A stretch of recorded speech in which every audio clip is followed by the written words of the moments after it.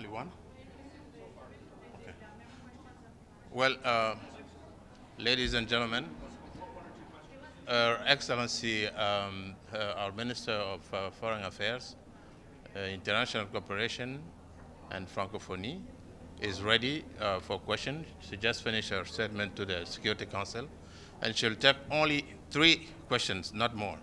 Thank you. Your Excellency. Thank you so much. Thank you. I'm all ears. Please go ahead.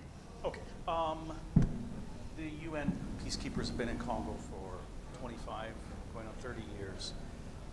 For as long as I've gone to Congo, since the mid-90s, the government in Kinshasa has very rarely controlled the Kivu region. Mm-hmm. Why can't the government control the Kivu region? There's dozens, some say hundreds of different militia groups. You've got the UN with billions of dollars over the last few years, haven't been able to do anything with their peacekeepers.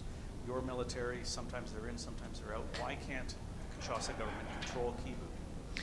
Well, I mean, I think when you look at Eastern DRC, you see a lot of challenges that we have at a national level in a much more concentrated scale. And obviously, because of historic vulnerabilities and because of the history of that particular region, those shortcomings that we have on many levels and also on a national scale are exacerbated.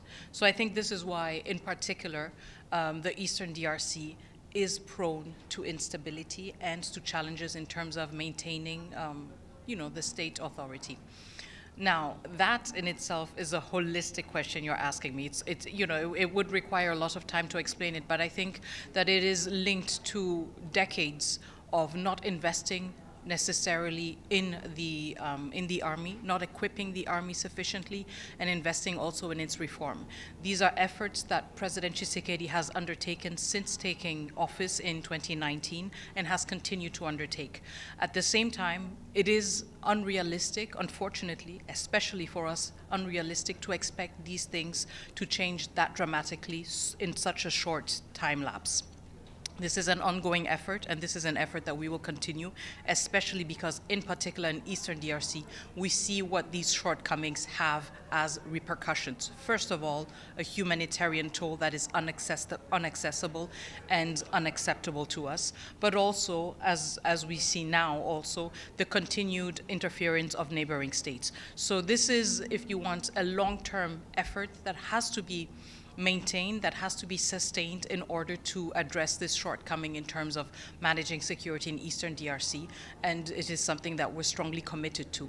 Even if in the actual situation there is a crisis and all attention looks or is concentrated on the crisis, these long-term efforts are still ongoing and are still a priority for the Congolese government. Okay, so nothing will happen quickly militarily, in terms of your government's military being reconstituted and re-equipped. The UN military, sorry, they're not fighting. SADC didn't really show up to the fight. Unfortunately, some of their soldiers were lost. But you have, and the mercenaries cut and ran.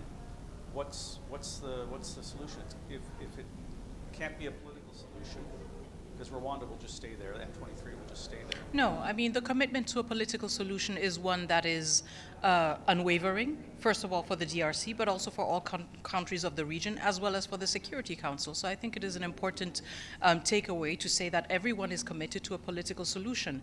The fighting must end, and for that the Rwandan troops must withdraw. I think it's important also to highlight that the current situation that UN peacekeepers and peacekeepers from SADC are facing right now is, likely to a siege. They are surrounded by the M23 that is backed by Rwanda, that has invested millions of dollars in equipment, where the United Nations itself said a few months ago that they were outgunned and unable to match the firepower of the M23.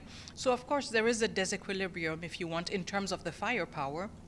But it does not mean that, first of all, the military approach, which we see clearly is the one that Rwanda has been privileging, is an acceptable one, especially not when the Security Council, but also the DRC, the country where this is happening, is refusing to engage only on a military level. We are looking for a political solution, and we're committed to it. The problem that we have is that despite the commitments that Rwanda, or the lip service that Rwanda serves to the cause of a political solution, when we look on the ground, we see desolation, we see the constant advance of the M23, we see executions of children, as reported by the OHCHR yesterday, and we see that Rwanda is not being faithful or keeping their words and not being sincere in engaging in a political solution.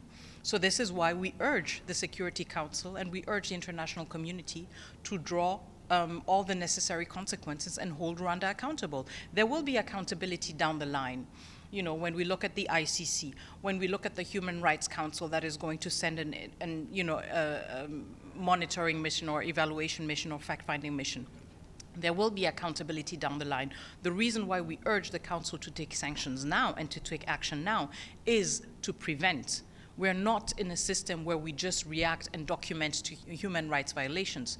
We also have the obligation, the international community, the United Nations, we have the obligation to prevent human suffering, to prevent war. And this is why we come to the Council, to emphasize the need to prevent and to take robust action to prevent further war. Thank you. Last question, very briefly.